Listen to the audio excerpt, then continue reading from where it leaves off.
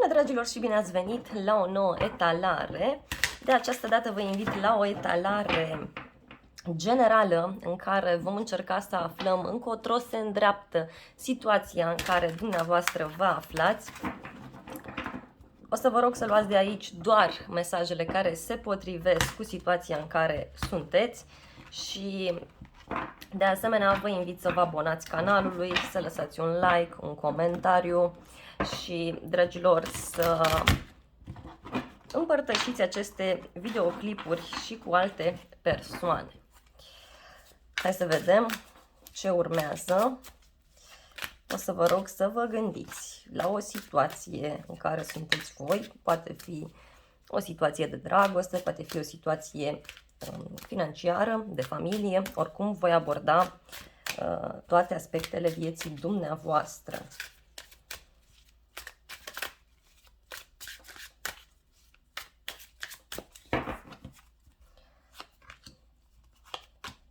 Wow! Foarte interesant.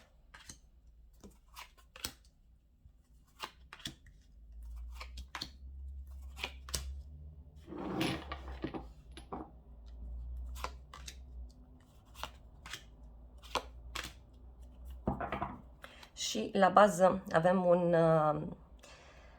cavaler de monede. Dragilor, aici văd că ceva vine către voi încet și sigur. Este o persoană, poate e cineva anume. Văd că ați avut parte de o dezamăgire, lucrurile nu au funcționat foarte bine, tot ați stat aici și ați așteptat ceva și nu s-a mai întâmplat. Poate era cazul să renunțați voi la anumite elemente, la anumite lucruri mai puțin plăcute, poate ați visat așa cu ochii deschiși. Dar acum să știți că lucrurile încep să se clarifice. E ca și cum toată această poveste se mișcă, da, încet și sigur. Wow, foarte, foarte interesante energiile. Hai să vedem exact despre ce este vorba în situația actuală. În situația actuală e posibil să nu vă simțiți foarte împliniți, foarte mulțumiți. Văd aici că pentru unii dintre voi, poate, cine știe, v-ați făcut foarte mari speranțe sau poate încă vă faceți referitor la o persoană anume. Și văd că, nu știu, e ca și cum cineva se cam impune în această relație. Poate să fie vorba de niște reguli după care voi încercați să vă conformați. Unii văd că aveți de-a face cu o persoană foarte autoritară, foarte dură, foarte rece. Posibil chiar și voi să fiți acest personaj, acest împărat, chiar dacă sunteți femeie, nu contează. Pentru că împăratul este o energie masculină și aici e ca și cum cineva parcă vă dărâmă visele sau o decizie legată de zona autorităților, o decizie a unei persoane importante, pur și simplu parcă vă înneacă aici toate problemele. Hai să vedem despre ce este vorba cu acest 9 de cupe, da? Pentru că este un 9 de cupe întors aici, nu este un 9 de cupe normal. Ia să vedem. Poate vă doriți foarte, foarte mult ceva anume, însă e posibil să fi mers în energia cealaltă. Ia să vedem. Da, pentru unii dintre voi posibil chiar să fie, nu știu, o situație în care ori momentan lucrurile nu sunt foarte serioase, văd că momentan sunteți aici dezamăgiți, pentru că e adevărat, în trecut lucrurile nu au stat foarte, foarte bine, da, ca să spun așa. Și oricum ar fi, mai este până se rezolvă situația. Parcă, nu știu, sunteți într-o perioadă în care vreți să vă aranjați, vreți să vă simțiți mai tânără, mai frumoasă sau mai tânăr, mai frumos, depinde dacă sunteți bărbat. Chiar un moment în care, nu știu, și parcă aveți aici o persoană care se impune, o persoană care ea nu prea-i convine. Ia uitați, vorba de o persoană care este dezamăgită. Poate unii pur și simplu luați hotărârea să vă schimbați look-ul, să faceți diferite schimbări în viața dumneavoastră, tocmai pentru că nu prea mai suportați, da, situația în care sunteți. Poate ați fost dezamăgite, dezamăgit și acum pur și simplu vreți să vă vedeți puțin de viața voastră. Dacă e vorba de vreo relație cu cineva, nu știu, ori e un trio, ori se bazează foarte mult și pe ideea aceasta de erotism pentru alții dintre voi, dar totuși este ceva finuț, adică nu este ceva ieșit din comun.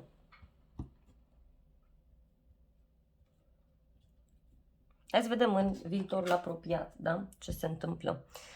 Aici văd că e o supărare. Posibil ca lucrurile să se miște mai greu decât vă așteptați voi și pentru unii posibil chiar să vă concentrați doar spre ceea ce s-a dărmat, doar spre paharele alea sparte și de nicio culoare să nu vedeți ce anume da, aveți voi la îndemână. Poate o veste pe care o primiți și care nu este foarte, foarte bună. Hai să vedem mai multe detalii. Ce cu aceste cupe sparte? Despre ce-i vorba? Ce-i cu vestea? Bun, are legătură cu un drum, cu o așteptare, dar și cu mulți bani.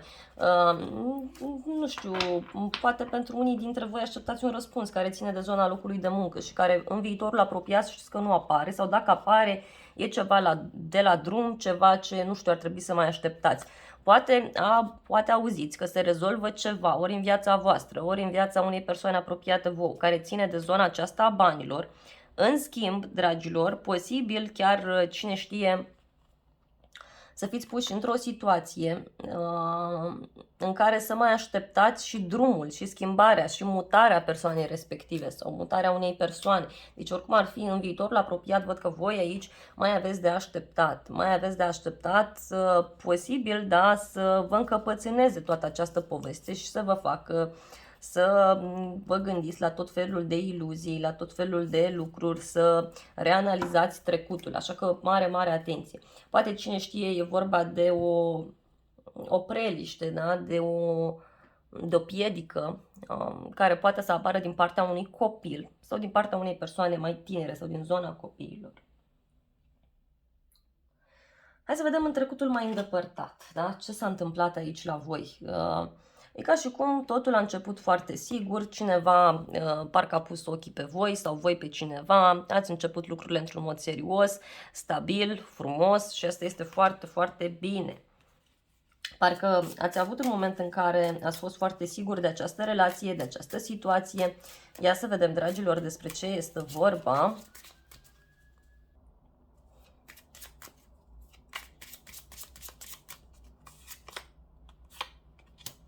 Da, și se pare că da, lucrurile au fost construite pe bază stabilă, dar poate a fost o perioadă în această relație în care poate cineva a ținut foarte mult cu dinții de niște bani, de o relație, de o situație, dar poate toată această poveste nu a fost foarte bine văzută de către voi. Poate chiar s-a mers în ideea aceasta de secrete, în ideea aceasta de lucruri ascunse.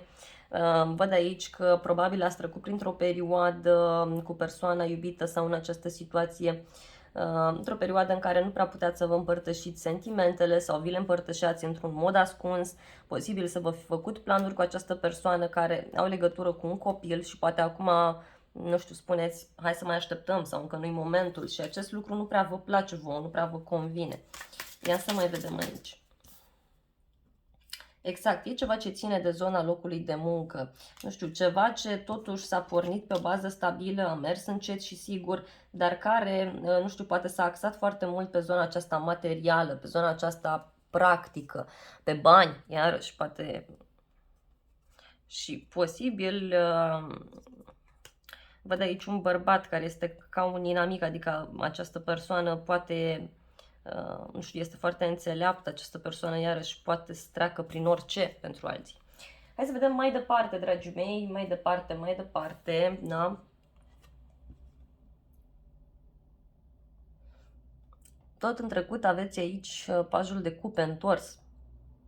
Da? Și văd aici că iarăși tot felul de, știu eu, discuții pe care le-ați avut cu o anumită persoană sau cu persoana respectivă și care nu v-au plăcut, poate o nemulțumire sau niște vorbe pe care le-ați auzit din partea unei persoane mai tinere sau din partea unui copil. Poate s-au mai spus și vorbe mai puțin plăcute.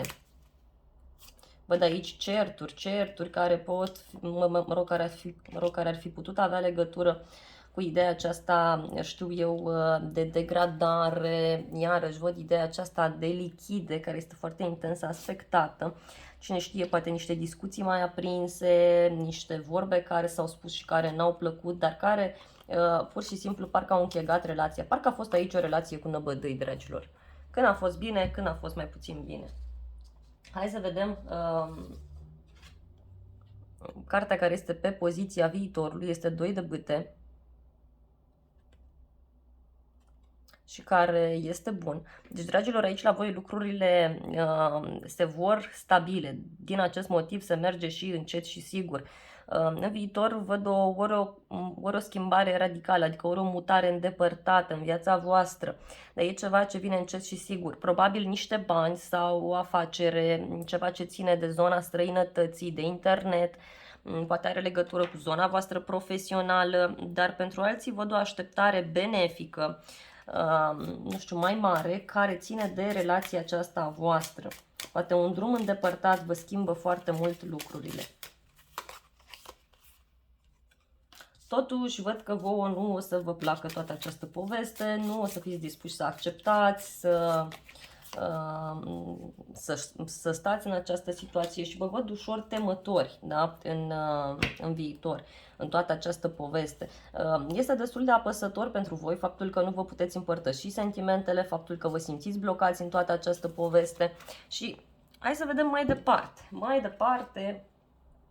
Hai să vedem cum anume ați putea să rezolvați toată această poveste. Păi ați putea să rezolvați în primul rând prin credință, cu Marele Preot aici, mai ales care este în poziție dreaptă. Ați putea să rezolvați această situație printr-un grup de oameni, prin zona aceasta a spiritualității. Poate chiar pentru unii dintre voi ar fi de bun augur să mergeți să cereți un sfat unei persoane mai înțelepte și poate ar fi cazul să vă apropiați mai mult de planul acesta spiritual pentru a reuși să rezolvați această poveste, dar într-un sens pozitiv, dragilor, adică prin meditație, prin rugăciuni, nu prin alte chestii, da? Înțelegeți la ce mă refer? Cu principii, cu etică, da? Cu morală, iarăși, vă puteți impune voi. Da? E vorba de o soluție, e vorba de faptul că e cazul să tăiați răul de la rădăcină, cum s-ar spune pentru alții.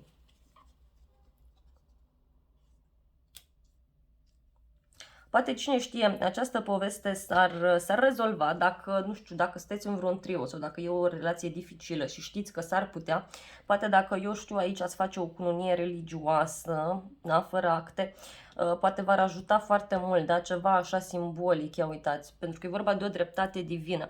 Oricum ar fi aici, să știți că divinitatea o să vă ajute și o să și o să vă clarifice toată situația. Chiar în final aici aveți turnul care este răsturnat, da, nu este în picioare, chiar este răsturnat și nu este foarte, foarte benefic aspectat. Adică ne reprezintă o răsturnare de situație, ceva se termină, ceva se încheie, dar brusc, adică nici măcar nu vă așteptați. Mai vreau aici o carte, cum anume puteți să soluționați, da? Cum anume.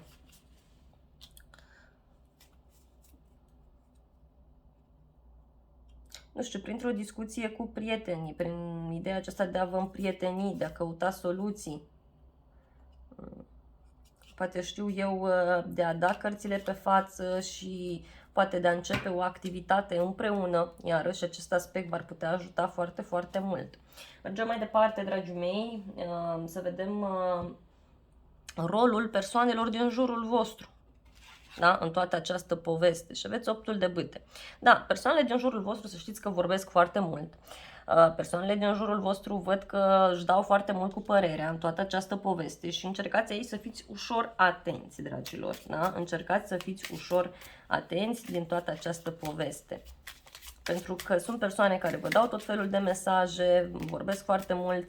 Posibil, cine știe, persoanele din jurul vostru, prietenii sau, da, să vă tragă foarte mult spre ideea aceasta de distracție, de pasiune.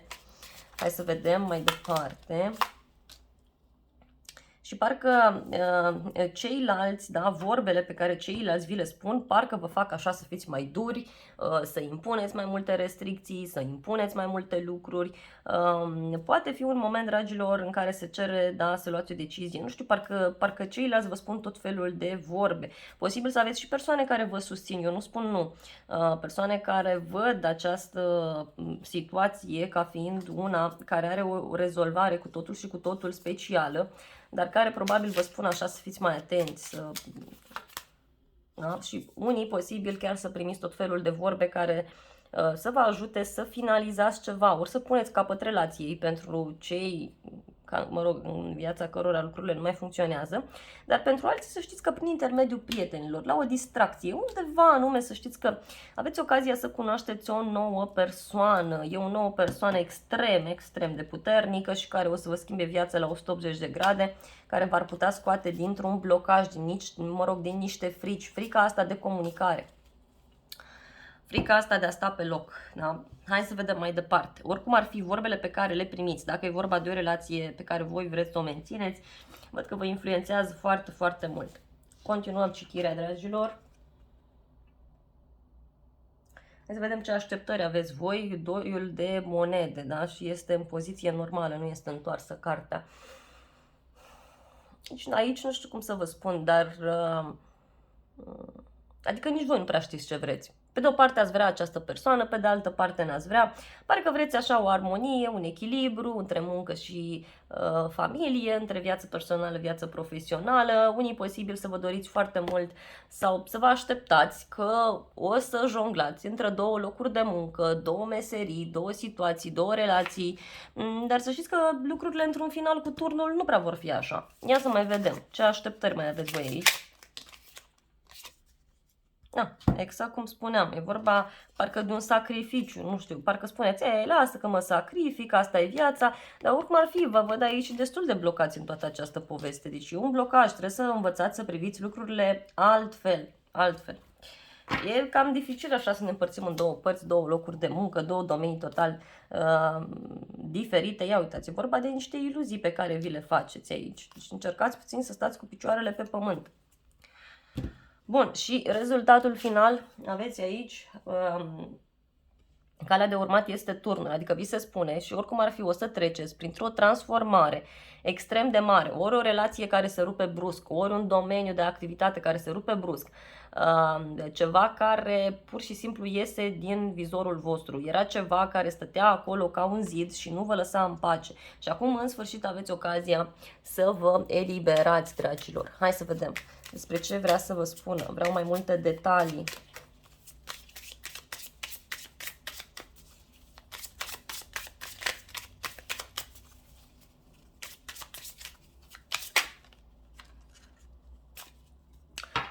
Are legătură, da, cu situația voastră financiară, în primul și în primul rând. Pentru alții poate avea legătură, știu eu, cu faptul că auziți de o răsturnare de situație care are legătură cu o femeie de la voi din casă sau chiar rolul vostru de femeie, cum s-ar spune. Totuși văd o împlinire foarte mare, dar și o înțelepciune. Eu cred că unii dintre voi e ca și cum voi dinamitați acest turn. Ia uitați. Tare, tare stresați sunteți, dar oricum ar fi să știți că turnul se rupe, adică nu să mai dureze foarte, foarte mult. S-au întors mai multe cărți și sunt cărți de monede, sunt cărți bune. Ia să vedem. Asta este, au căzut multe, ne uităm pe toate. N-am ce să fac.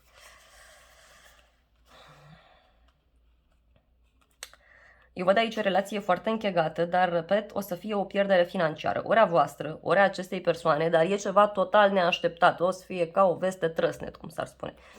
Pentru alții dintre voi, mai ales dacă sunteți femei și poate aveți o așteptare pe zona aceasta financiară, pe zona aceasta de bani, să știți că lucrurile se rezolvă, dar printr-o metodă total neașteptată de voi, posibil, cine știe, să fiți trădați de o persoană de la locul de muncă, poate o persoană mai tânără pentru unii dintre voi, poate e vorba de un coleg de muncă, poate e vorba de faptul că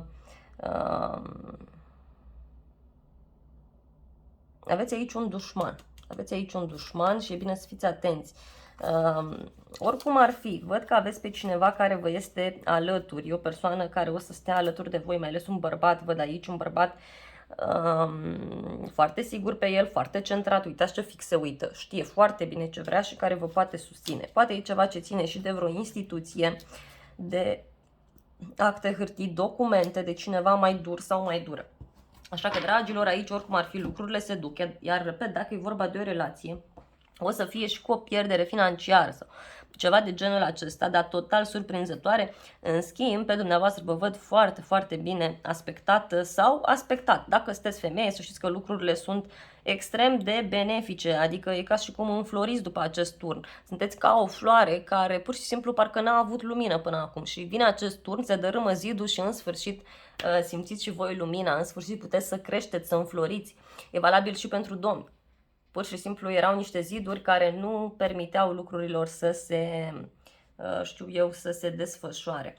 Bun, dragilor, aceasta a fost citirea voastră de această dată. Vreau să iau și o carte oracol pentru voi, să vedem ce sfat au cărțile. Așa simt nevoia. Nu mi-am propus să fac asta, dar dacă așa am primit mesajul, așa voi proceda. Care este sfatul pentru voi în toată această situație?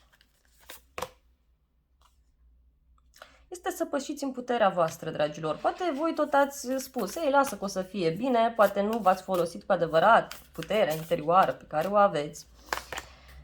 Și vi se spune aici să credeți că totul o să fie bine și să încercați să vă vedeți puterea voastră interioară, să încercați să acționați, pentru că dacă nu, vine universul și vă pune într-o situație în care să conștientizați și o situație în care să vă puneți în aplicare această putere interioară, pentru că nu tuturor ne este dată și în momentul în care o avem, dacă nu conștientizăm și o punem în practică și facem lucruri frumoase, ni se, nu știu, ies la iveală tot felul de situații în care ne dăm seama după ce am trecut prin ele, situații mai puțin plăcute, și ne dăm seama, wow, tu îți dai seama ce putere am eu, cât de puternic sunt, cât de puternică sunt. Și atunci, dragilor, deci se cere de la voi să faceți lucrurile astea de bunăvoie și nesiliți de nimeni. Da? Să vă curățați mintea, iarăși, și să reflectați asupra priorităților voastre. E adevărat, situația este cum este, dar încercați în primul rând să vă respectați pe voi, să vă iubiți, să vă curățați mintea, curățați-vă trupul, curățați-vă casa.